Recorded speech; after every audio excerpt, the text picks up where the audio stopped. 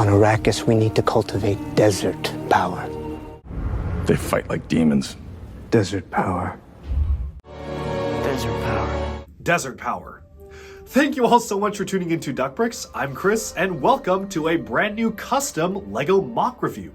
Today we're going to be taking a look at a custom LEGO model from a franchise that really excites me personally, DUNE. Of course, the recent movie released just last year in 2021, which was really a fantastic movie, can't wait for part 2, but it also was based off of a beloved book. I'm a big fan of the book as well, or book series, and it even had an original movie that came out years and years ago as well. Although this specific model is based off of the Ornithopter vehicle as seen in the 2021 Denis Villeneuve DUNE movie, and it got a lot of screen time as well, so I really wanted to see what this could look like as a LEGO model. Of course, I wasn't really sure if I would ever be making a video like this until I just was on Instagram one day. I stumbled across this absolutely insane Ornithopter MOC. Check out the link in the description below for the builder of this MOC. You can check out his Instagram page, and I was overjoyed to see that he was selling instructions for this MOC. So obviously I had to buy the instructions, got the parts list and everything, and now I have the model fully built and ready to showcase for all of you. And so without further ado, let's just jump right in and take a look at this fantastic DUNE Ornithopter. Alright, so here we have the Ornithopter. Again, this is a custom model by Zeo Creations, but honestly, this is one of the most impressive custom MOCs that I have had the honor to build, and I'm really happy to share it with all of you. So in case you aren't aware of the movie, essentially these were the main vehicles that were used by many of the main protagonists throughout most of the movie. The way they work is that in landing position, the wings actually completely fold backwards, which you can do one by one like this, and they just furl outwards when it's time to fly. Now what's really cool about this is that each of the wings is actually fully posable, so you can actually use the ball joints to move each of the wings backwards like so, have it all be folded back like this, and there you go, now it is fully in landed position. So while this is landed, you can actually see different parts of it can actually be opened up. I do actually want to try to structure this review by taking a look at a few things. Number one is the stability of the model, so how easy is it to swoosh around? Are there going to be pieces falling off, or does it generally try to stay together? Number two is overall aesthetics compared to the original source material, and number three is play features. So starting off with number one, stability, I do want to really note that for the most part, you can really swoosh this around. And unlike many MOCs that end up being a little bit unstable, this one actually stays together really well. And it's thanks to these friction add-on joints, which actually originated in the Hero Factory and Bionicle lineups, that allow the wings to be fully posed without them flopping around. Thankfully, they're light enough that there's no danger of any of them drooping. The friction is enough to keep them exactly the way you want. Talking a bit about the play features while it's landed, you can see the cockpit can be fully opened up, so you can just open it up like this. It doesn't really open like that in the movie, but if you want to get a figure inside, this is probably the easiest way to do so. The control lever can be moved up and down as well, but I think it looks really good closed up. I kind of want to point out the building techniques here. Obviously, the windshield is a very unique element from the movie, and I think that this LEGO model captures it very well. In the combination of this transparent flap here, two of the more traditional LEGO windscreen elements, and just a combination of different transparent bricks and pieces here, which really ties the entire look together. Really, the only complaint is that this attachment is pretty fragile. As you can see here, this part doesn't actually have any studs on the underside because it is meant to be easily removable from studs, so this is a little bit easy to knock off, but if you're just careful with it and don't try to hit it too hard, it's not too bad whatsoever. Now what's really cool is that this is movie accurate, so if you do want to look inside the cockpit, it does have the actual amount of seats that are actually present in the model itself, and what's even cooler is that the entire top part can be fully removed, which you can see right here, because this is packing a detailed interior as well. Now, it's a little bit bare bones because obviously the space inside is fairly limited, but there are a good amount of details like chairs on the inside. Now, on the backwards here, you can see that this landing pad actually can go all the way down. So just like in the movie, you can have minifigures board through here, enter into the main body section here, and there's even direct access to the cockpit. Despite all of this, it still stays together really well, which I honestly was really impressed with. You have a completely hollow interior that leads to the cockpit and an opening ramp, and it still stays completely together. But now let's take a look at how this goes into flight mode. So first of all, you can start by kind of unfurling the wings outwards like so. One thing I do want to note is that you do have to kind of be careful with how you actually place the wings here. You see, they can actually be somewhat angled. So if you look at this one right here, I can kind of bend it back, which does have a bit of friction, which is actually a really cool feature. I think that's a really interesting piece of extra articulation, but it's also really easy to, say, accidentally snap it off if you're not paying close attention. As you can see right here, it just came right off the clip, so it is something you do have to pay attention to. Really, if you just want to move the entire wing, try to hold it by this particular base, but you can see each of the wings can be folded out like so. So let's kind of get this all the way outwards into the hummingbird-like flight mode here. And for the most part, again, the wings are really stable. I'm incredibly impressed. I can have a very easy place to hold it by my hand on the back here, and it works out perfectly well. So now we have the wings fully added up and fully outwards, furled outwards together. So now, when we take a look at the back here, let's just rotate the model around. You'll notice that there is a set of landing gear right here. So landing gear back here, to be honest, is not the most stable of techniques. While the wings are outwards, it generally works fine because the weight is distributed across the front of the vehicle. But when I had the wings all the way back, it did kind of tend to collapse backwards if these would furl outwards to the side or furl forwards. But for the most part, these work generally just okay, but you can fold them up just like this. Actually, you can turn them around the other way too if you do want to have a completely folded in look. There you have the landing gear furled up.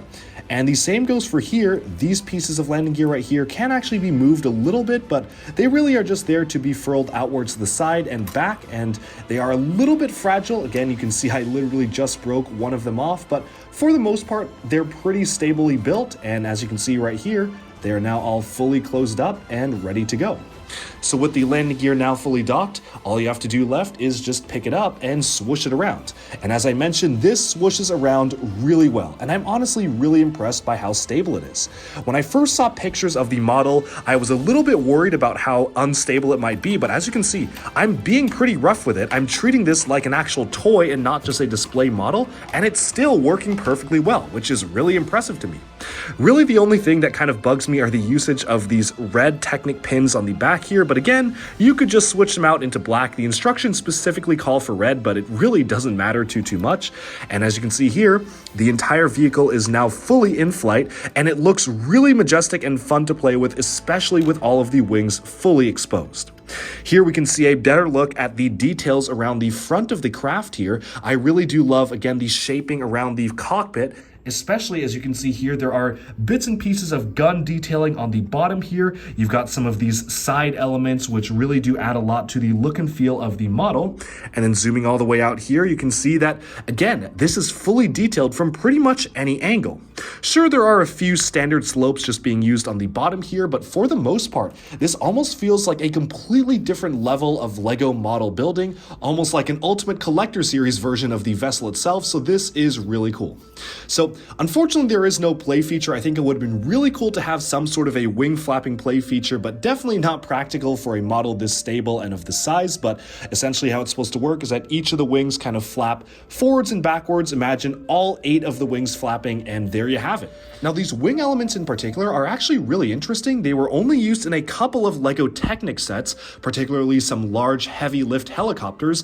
I honestly wasn't too familiar with these pieces before getting this model, but yeah, this is actual LEGO. You can see these are actual real LEGO pieces, and they work really well.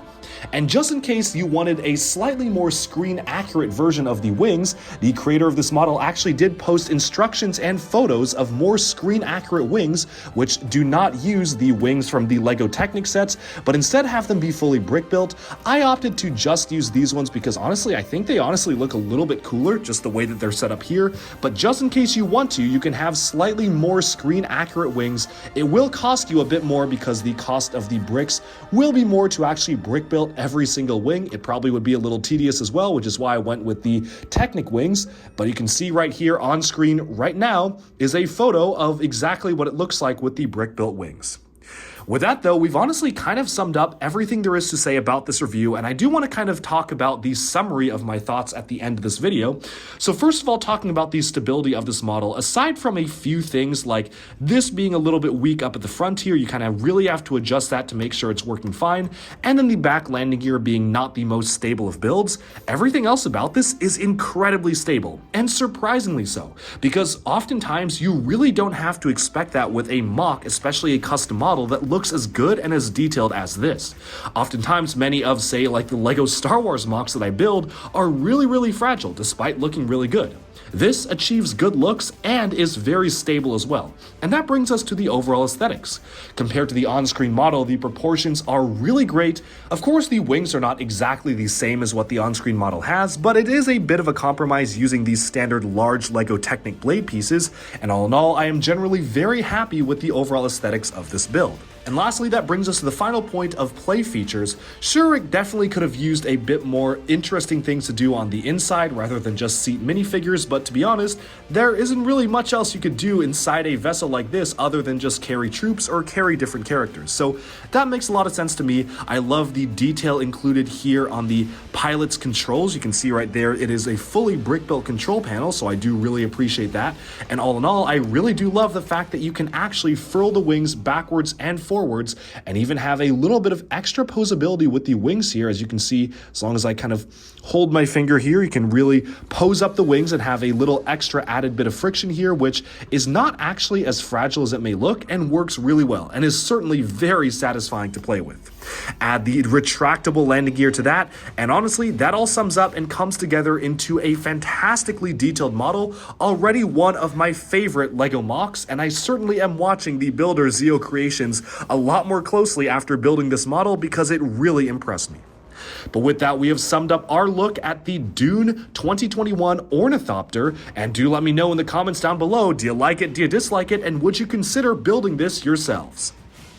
Alright, and with that, we have summed up our look at this custom LEGO model, the DUNE Ornithopter. Let me know down in the comments below, what do you think of this model? Do you like it? Do you dislike it? And has this convinced you to go out and buy the model yourself?